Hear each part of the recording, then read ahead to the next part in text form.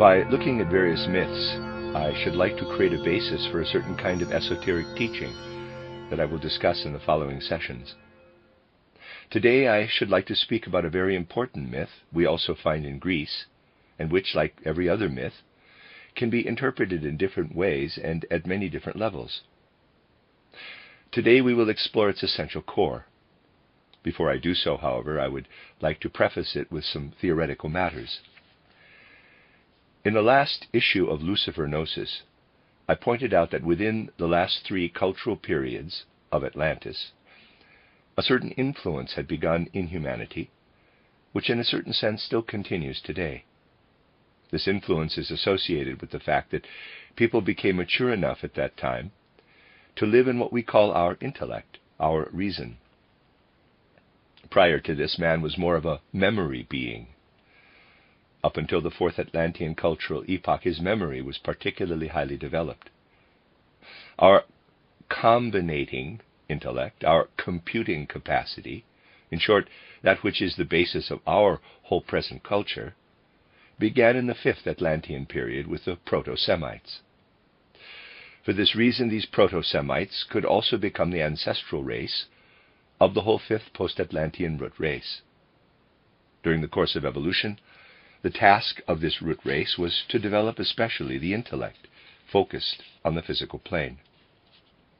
Now, when a new phase of development begins in humanity, such as that of the intellect, it is possible that new beings, who had previously gone about their existence in concealment, start to have an influence on evolution. And indeed, from that point onward, from the Fifth Atlantean cultural period onward, a certain host of beings who had previously gone unnoticed could now become active in the field of human evolution. You must picture these beings as highly developed, as far more highly developed than man at his stage of evolution at that time. But they had fallen behind, in a certain sense, from the beings who, in the middle of the Lemurian era, had begun to work on the human race. What happened now was an extra stimulus. The beings I am talking about belonged, with their whole nature, to what we call the lunar development, Old Moon. They had undergone their evolution during the Moon epoch, but had not advanced as far as the beings that were able to intervene during the Lemurian period. They had fallen behind the normal development on Old Moon. They had come just far enough that they saw the capacities man had attained at that time as being equal to themselves. And the consequence of this was that they were able to take possession of them. Previously, people had not been intelligent beings. Now, they received the intellect. And this new capacity was used by these beings for their further development. And so it happened that the developmental phase began, which we call the preparation for objective, in quotes, scientism. This had not previously existed and will cease to exist later on. All the wisdom achieved in human evolution was fundamentally connected with what we call love. Cold, purely calculating scientism is influenced by the beings representing an, in quotes, extra stimulus. So the influence of these beings, who are still active today in a certain way, will only come to an end when all our intellectual activity, everything we can know, everything we call rationality, is permeated once more with love. When intellect and love have united once more into a higher wisdom, then the influence of these beings who are invisible on the physical plane will disappear. Making people aware of this influence, making the mystery pupils aware in the first place, this was the task of the Greek mysteries. A particularly important period began for these beings around the 8th century before Christ.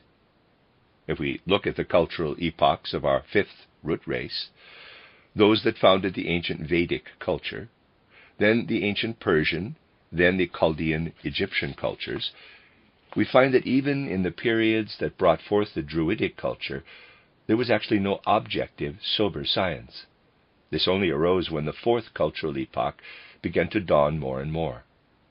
We can place the beginning of the fourth cultural epoch at around the 8th century before Christ. With this, an objective science, separate from all the other human content of our heart and mind, began to dawn. When a Chaldean priest engaged in astronomy, he was still trying to fathom the intentions of the rulership of the cosmos.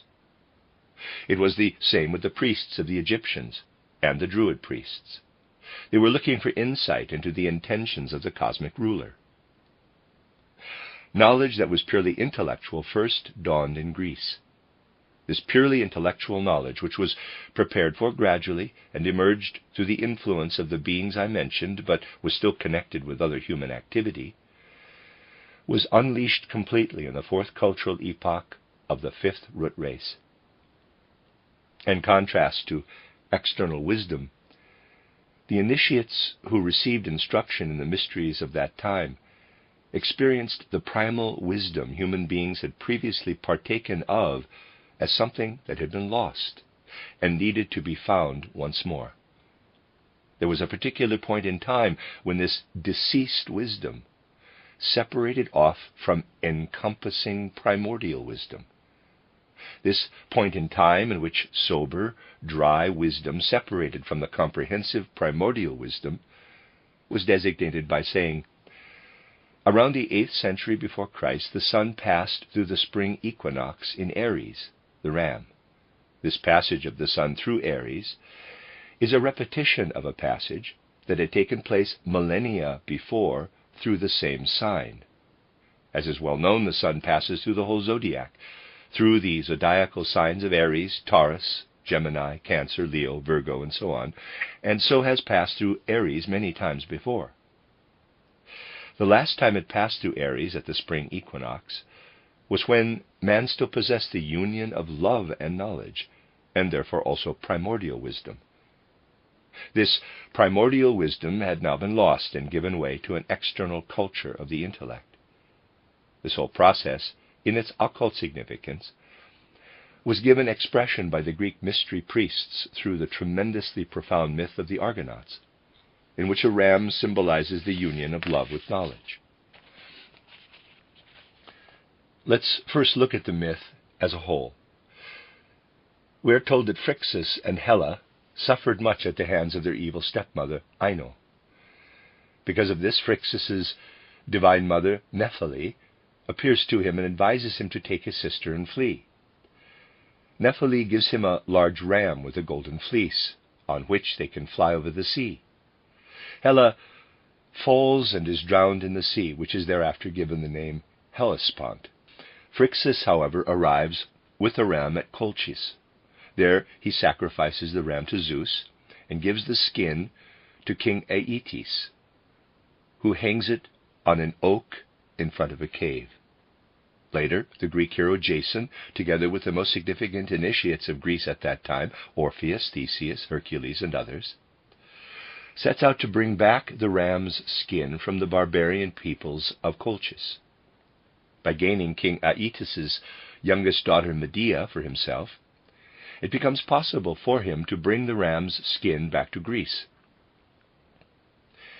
Before doing so, he must conquer 2 fire-breathing oxen. He also has to sow dragon's teeth from which spring up fully armed warriors wanting to fight. Through Medea, he is able to divert the battle. It was also she who enabled Jason to get the ram's skin and set out with it and herself on the journey home to Greece. Medea had brought her brother with her and killed him, throwing him in pieces into the sea in order to delay her father. While the lamenting father gathered up the pieces, they were able to continue their flight to Greece. In the 8th and 9th century before Christ, in other words, at the beginning of the period of Greek civilization, the occult meaning of this myth was taught to the Greek mystery pupils.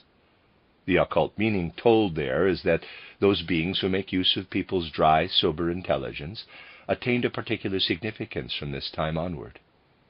A longing for the primordial civilization that had once existed, the last time but one, when the sun passed through Aries, awoke once again. The fact that the Geminian twins, Phrixus and Helle, are taken to Colchis by a ram, Aries, signifies nothing other than that a preceding subrace, the Persian and Iranian civilizations with their Geminian nature, they stood under the sign of a good and evil, Ormuzd and Ahriman, wished to win back the union of knowledge and love. The previous subrace had taken this into hidden regions. Earlier in the Atlantean period, this fleece, this wisdom, was the common property of human civilization. Then it was taken into remote mystery schools. It had to be brought back. We thus see the rationale for the mystery schools of Greece expressed in the myth of the Argonauts. In the Atlantean race there existed a primordial wisdom, so we are told. This primordial wisdom was at that time the common property of humanity. It was then lost, and could only be found in the caves and crypts of the mystery schools. But the Greeks re-established the mysteries for their initiates, and Theseus, Orpheus, Hercules, and others became the founders of these schools of wisdom by bringing back to Greece the primordial wisdom. Through Thales, Anaximenes, Socrates, and other philosophers, a cold intellectual wisdom was introduced that is objective. Mystery wisdom is connected with love. It is a wisdom that cannot be attained without purifying the passions, the forces of kama. Intellectual knowledge, on the other hand, can be attained without purifying kama. Thus the very important legend of the Argonauts portrays for us the transition from the third to the fourth cultural epoch of our present root race. The transition consists in a split in the previously common current of human culture into two streams, into mystery wisdom and into external intellectual knowledge. One of these streams was hidden, but in a way that was still effective and exerted an influence on Greek art and culture. It is portrayed in the return of the ram's skin. It was only on intellectual knowledge that it was henceforth to have no influence. That is the myth of the journey of the Argonauts. In the legend of Odysseus, we also see its relation to the transition from one race to another. The Odysseus myth has been successively analyzed and interpreted in a great number of ways. Today I would like to discuss only the framework of the myth. In my book titled Christianity as Mystical Fact, I have tried to use the second kind of interpretation, the allegorical one. Let's look today at the third kind of interpretation, the occult interpretation. Odysseus, who was one of the warriors at Troy, helped the Greeks to conquer Troy through cunning and cleverness. He went through great wanderings on water. I would ask you to keep this in mind. He came to the Cyclops, overcame the chief Cyclops and his one eye, and traveled on to Circe, who, as we are told, changed his companions into swine. Then he descended into the underworld, where he met the heroes who had fallen in the Trojan War. He was then subjected to the power of the sirens, who led men astray through the magic of their singing. We are further told how the majority of his companions succumbed to their temptation, and how he was saved by having himself tied to the ship. Odysseus then comes to a place between Scylla and Charybdis, where ships run the danger of being destroyed. He has to save himself from a whirlpool. He then comes to Ogygia, the island of the nymph Calypso. He remains there for 7 years and is released when Zeus orders Calypso to let him go. He finally arrives at Ithaca, his home. He is led by the goddess Pallas Athena to his house and to his wife Penelope, who has had to withstand many perils from the suitors who are vying for her hand. She wove a cloth during the day and undid it again during the night, because she had promised her hand to a suitor when the cloth was finished. Now, I would ask you to go with me through this outline of the Odysseus legend in the way we know it from Greek mystery wisdom. The initiation schools, where what is here related actually took place, led the pupil on the astral plane and the mental plane in such a way that he was able to move along a certain segment of human evolution. The segment from the middle of the Lemurian period to the point in Greece where the individual in the initiation schools, founded by Orpheus, Theseus, Hercules, and others, could find the primordial wisdom once more. So the pupil was led to the astral and mental plane and was shown processes humanity had gone through from the middle of the Lemurian period up to the point when the Trojan War took place. A piece of the primordial wisdom is depicted for us by the mythical element in the journey of the Argonauts. It indicates that it existed side by side with science at that time. What was it that was shown to people, to the initiation pupils, in the myth of Odysseus? This is portrayed for us representatively in Odysseus himself. Let's go back to the middle of the Lemurian period. Man was making a transition at that point from a hermaphrodite state to a state of sexuality, a transition from a state of vision without external physical sense organs for seeing to sight with external physical eyes. Until the middle of the Lemurian period, man really did have, in quotes, one eye, EYE, which was then replaced by his two external physical eyes. The pupil was taken back into this phase of evolution. He was to experience the transition from the pre-Lemurian period to the post-Lemurian period, to the period after the middle of the Lemurian race up to the emergence of the external eye, EYE. The Cyclops were people of the pre-Lemurian period. Odysseus encountered these on the astral plane. After this period, the human astral body was lowered into matter that was becoming increasingly dense and solid. This was presented to the initiation candidate. Then we approach the first Atlantean times. The Atlantean gains more and more the ability to manipulate life forces, to use them for his particular ends. The Atlantean developed high, well-trained astral capacities, which a Greek could only see by transporting himself back on the astral plane. This was the time, spoken about in so many old occult writings, when the Atlantean generations fell into the wildest arts of black magic. This period was presented dramatically to the mystery pupil in images of transformation. It was a period when human passions were so distorted by forces of black magic that their astral bodies resembled lower animals. This was also the picture presenting itself when the Turanians succumbed to these wild magical arts later on. The astral body was so transformed under the influence of black magical arts that, put symbolically, we can say, Circe changed Odysseus's companions into swine. The Greek initiate went through this point in human evolution. Then Odysseus descended into the underworld. Now, whenever a descent into the underworld is portrayed in Greek mythology, it signifies that an initiation is taking place. When we are told that a hero descended into the underworld, it is an expression in the narrative of nothing less than that the hero in question was initiated, that he became acquainted with things that lie beyond death. Odysseus was an initiate, and the legend of the Odyssey is itself a depiction of his initiation. So, now we move on to the moment when, after the Atlantean flood, people encounter the first effects of the beings I have been speaking about, who reveal themselves in civilization, in the knowledge and arts of those times, with effects that after the Atlantean flood had an influence on the intellect. The first beginnings of a purely external physical civilization were presented to the initiate as the lure of purely earthly arts, of purely earthly culture. These are called the siren calls of the young fifth root race. The siren calls of the young fifth root race are what is so frequently spoken about in occult writings.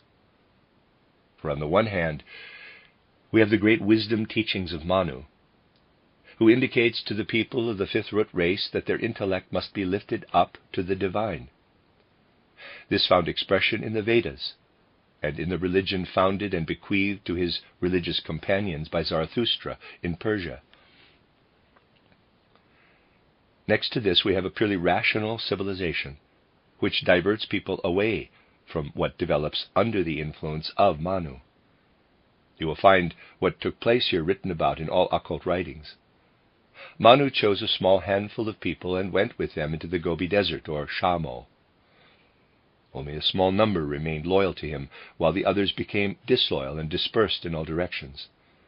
This important event, that Manu initially chose a portion of the Proto-Semites, that only a smaller part of these chosen ones followed him, while the other part perished because they followed the siren calls of external culture.